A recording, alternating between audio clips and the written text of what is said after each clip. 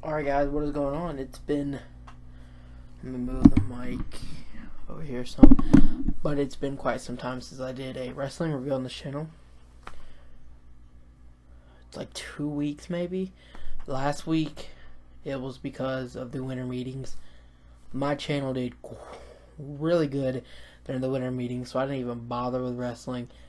But I'm back in this week. I skipped Raw. Who cares about Raw? I mean, boring. I mean, there were one or two good matches, and they all involved the New Day, and then the Cruiserweights, of course. But other than that, I didn't care at all about it, so I skipped it. I'm not going to come back until next Monday, and hopefully after Roadblock, whatever happens at Roadblock should be the end of everything with the feuds between everybody on that show. Move on and start new feuds, because I swear if we have to come back on Monday Night Raw and see the same old shit that we've seen since SummerSlam, I'm done. I can't keep watching Raw if that's the case, to be honest with you. But SmackDown, on the other hand, has been good, except for one man. We didn't see him that much in this episode. I was happy, and that man is James Ellsworth. Glad he was sick. Got him out of there. So that was actually pretty good. So we started off the show with a Miz TV special with AJ Styles. You know, there's no number one contender since Ellsworth has to go. And then all basically people in the world title picture, except for Luke Harper. I didn't expect him. They come out. Well, Luke Harper comes out after they already started brawling, and the lights go dark, and here comes Luke Harper, who just kills him. I forgot who it was with the clothesline, but he destroyed him. And he, in that match, in the main event, Luke Harper killed it, because after that, it became a fatal 4-way elimination match. Whoever wins goes on to face AJ. That match was awesome. Get to that at the end, obviously. So our first match was Carmella and Natalya with Nikki on the outside, because they're still doing the whole angle where Nikki got knocked out. We all know it's Natalya. At least that's what I'm going with. A lot of people might say it's like, maybe it's Carmella, because that does make sense too, but I just feel like it's Natalya. There's no other way that I see it going. Carmella gets the victory because Natalya was too caught up trying to tell Nikki that it wasn't her. But okay, it was you. And Carmella gets the victory. So after that, we had a tag team battle royale in which it didn't have the Usos. I swear it didn't have the Usos, unless I just forgot. But it was a decent match. I was just, why the hell did we have the Ascension outlast American Alpha? Why? I wasn't happy about that. But other than that, I'm fine with the Hype Bros winning, because we all know they're going to lose to the Wyatt family. But what I want to know from viewers is why some viewers hate Mojo Rawley so much. What am I missing? Why he's so easy to hate on? Like, why don't people like him? I'm fine with him.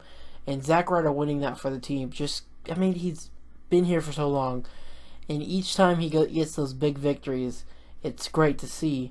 That's why I'm thinking that the Hype Bros win, because it's awesome to see Zack Ryder come through against all odds and win a match. That is always great to see, because the guy is just so awesome. So yeah, the craziest thing from that match was Rhino and Heath Slater are done. Last week on Talking Smack, they kind of showed that Rhino and Heath Slater are getting to be done with.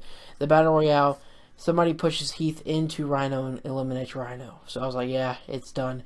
But still, the Ascension and Breezango outlasting American Alpha. Because I just want to see American Alpha versus Wyatt family for the titles. Maybe they're waiting, but we all know Wyatts have this match at whenever it happens, I guess you could say. I don't know what the next pay-per-view is for SmackDown. Yeah, I'm lost. I don't really remember. But they did announce, I'm going to go ahead and address it now. They did announce that John Cena will be back December 27th or 23rd. I had it and then I just forgot it. But we had Deonna Purrazzo in the ring, and Alexa Bliss comes out. If you don't know Deonna Purrazzo, what are you doing? Subscribe to ROH YouTube channel. They got Women of Honor. She's on there some pretty damn great. She was on some TNA's Knockdown specials. She was on TNA I think a couple of times already this year too. So, and she's been on NXT with some matches. She was at the New Day celebration last night on Raw. If you guys noticed that, so pretty well. And then Alexa Bliss just fucking trashed her, and then got a cheap shot. Here comes Becky Lynch. Becky Lynch wanted a women's championship match. Alexa Bliss says no, but here comes Shane McMahon and basically says, it's happening. Get in there. The match was pretty decent. I was fine with it because Alexa Bliss is awesome. I'm so happy that she won the women's championship. We didn't do a review on it because honestly, what are meetings? But hey, I was fine with it, and the ending makes it to where it's going to continue, and we can finally see the big match where it happens again. Alexa Bliss walks out with a knee injury, so it kind of shows that it's going to continue, and I think I'm alright with that. I mean, I really am. So SmackDown was great. What made me happy the most was they got James Ellsworth off the show, so we did not have to see AJ versus James Ellsworth again for like the 5th time. I'm good. It was the 4th time because AJ's 0-3 against him for some dumb reason. Still don't like that. I never will. That is the dumbest thing in the world. But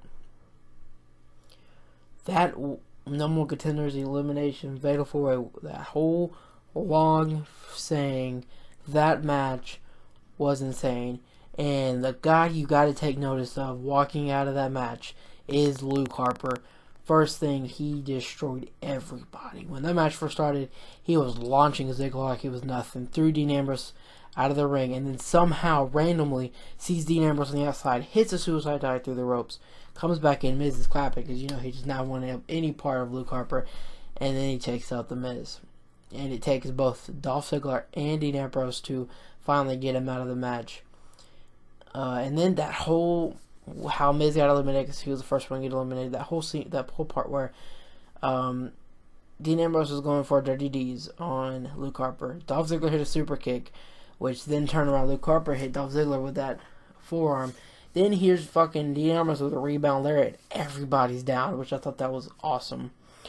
I can talk about before that, the best moment of the match was, how Dean Ambrose does that thing where he like a rebound lariat outside of the ring, where he comes up, goes through the bottom rope, comes back out, and when Luke Harper hit him with that boot, it was just nasty. Holy crap. I didn't expect him to get back in the match, to be honest. That was crazy. So, everybody's laying out in the middle of the ring after that big combo of moves I just talked about before that nasty kick. Miz comes up and hits a pin on Dolph Ziggler. Dolph Ziggler kicks out. Well, he tries to go get a pin on Dean Ambrose. Dean Ambrose rolls him up and Miz loses. I was actually wanting Miz to win this match because what he's done since becoming the Intercontinental Championship deserves a title match. It does. It doesn't happen again tonight, or maybe it'll happen when he loses his Intercontinental Championship. Maybe a guy like Apollo Crews or Baron Corbin. Speaking of Apollo Crews, I forgot what happened with him and Fluffy. Whatever, I enjoyed that. Gabriel Iglesias is hilarious, so yeah, that whole thing backstage. But Miz is the first one eliminated. Then, how they get Luke Harper eliminated. Luke Harper has Dean Ambrose sitting on top of the rope, top turnbuckle on this side. Dolph Ziggler's leaned up against turnbuckles on that side. He runs up, tries to do something to Dolph Ziggler. Dolph Ziggler hits him with a super kick, which then turns him around. Dean Ambrose comes flying off the top rope. Dirty D's, he is gone. And I was like, damn. Because I was like, oh my gosh, he better not win this. Dean Ambrose, I don't want to see it again. Luckily, he doesn't. Pretty good exchange with Dolph Ziggler, but Dolph Ziggler hits the super kick, just falls over on Dean Ambrose and gets the victory. So, Dolph Ziggler versus AJ Styles. They're moving on with storylines. Dean Ambrose can go do something with Ellsworth. Dolph Ziggler can move into this thing with AJ. Miz can get a new number 1 contender for the Intercontinental Championship, We found out new tag team no more contenders for the Wyatt family. The only thing that stays the same in maybe rivalries, I guess you could say, is the Alexa Bliss and Becky Lynch. But I'm fine with that because the injury to Becky Lynch, it kind of slowed that down a little bit. So them continuing on here, so I'm totally fine with. So again, SmackDown was totally better because it did not drag on. There was not a whole hour where nothing really cared like it is on Monday Night Raw, and it flows through, and it's a decent show all the way through. Best match of the night was, of course, the main event. I enjoyed the Battle Royale a lot. I love Battle Royale, so that was pretty good. Roadblock this Sunday, not doing a review.